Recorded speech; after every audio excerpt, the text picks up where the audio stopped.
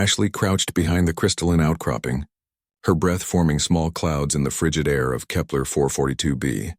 The reconnaissance mission had gone sideways 3 hours ago, when her shuttle's navigation system failed during atmospheric entry. Now she was stranded on a planet that wasn't supposed to have complex fauna, watching a creature that shouldn't exist.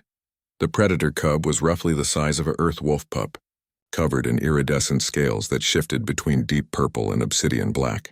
6 legs carried its streamlined body with surprising grace, and a crown of sensory tendrils crowned its head like deadly silk ribbons. According to the xenobiology database Alex had uploaded to her suit's memory banks before the mission, nothing on this planet should have evolved past bacterial colonies. Alex.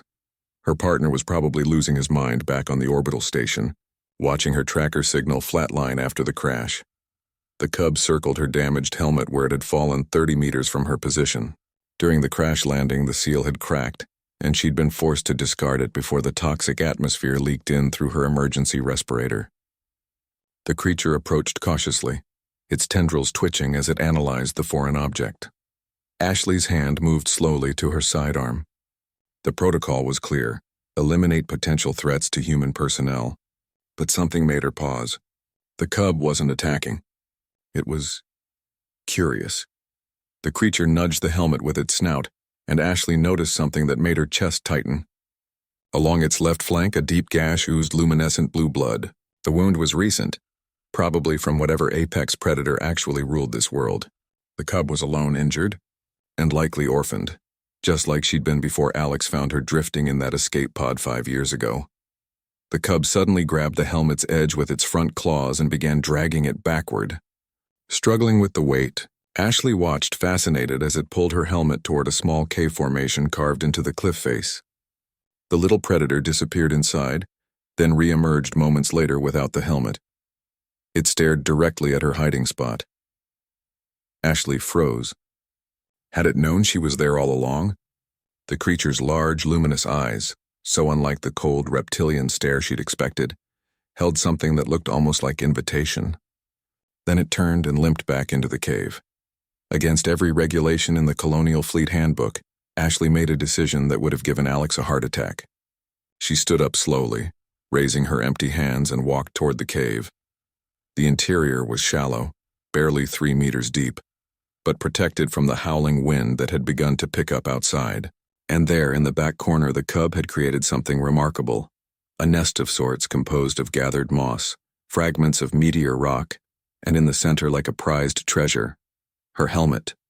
The creature had positioned it carefully, curved side up almost like a shelter. The cub lay curled beside it, its wounded flank pressed against the smooth composite material. Ashley approached slowly, keeping her movements predictable. The cub watched but didn't flee or attack. Up close, she could see it was barely past infancy, probably separated from its parent during a hunt. The gash on its side was deep enough to be fatal without treatment. She knelt 2 meters away and slowly unsealed one of her suit's utility pouches. Inside was the standard-issue medical kit, designed for humans but with a universal cell regeneration matrix that worked on most carbon-based life forms. Alex had insisted she carry it after that incident on Proxima Station. "Easy," Ashley whispered, though the creature couldn't understand English. "I'm going to help you." She activated the regenerator and extended it slowly. The cub's tendrils flared defensively, but it didn't move from its position beside the helmet. Ashley inched closer, her heart pounding. If this went wrong, those claws could tear through her suit in seconds. The moment the regenerator's field touched the wound, the cub flinched but held still. Ashley worked quickly, watching as the blue blood stopped flowing and the tissue began to knit together. The creature's eyes never left her face. When she finished, Ashley sat back. The cub stood shakily, testing its healed flank. Then it did something that would later baffle xenobiologists across the colony. It stepped forward and pressed its forehead against her gloved hand. The touch lasted only a moment before the creature returned to its nest, curling around the helmet once more. But this time, it positioned itself so it could watch both the cave entrance and Ashley simultaneously, protecting both its treasure and its unexpected ally. Ashley activated her emergency beacon. The rescue shuttle would arrive within hours now that the storm was clearing. She settled against the cave wall, maintaining her vigil with the small predator. Alex is going to kill me when he hears about this, she muttered, a smile crossing her face as if responding to her voice. The cub made a sound, not quite a purr, not quite a chirp, but something that transcended species barriers, a sound of comfort, of trust. Humanity had reached the stars expecting to conquer, to dominate, to bend the universe to its will. But sometimes the greatest strength wasn't in weapons or warships.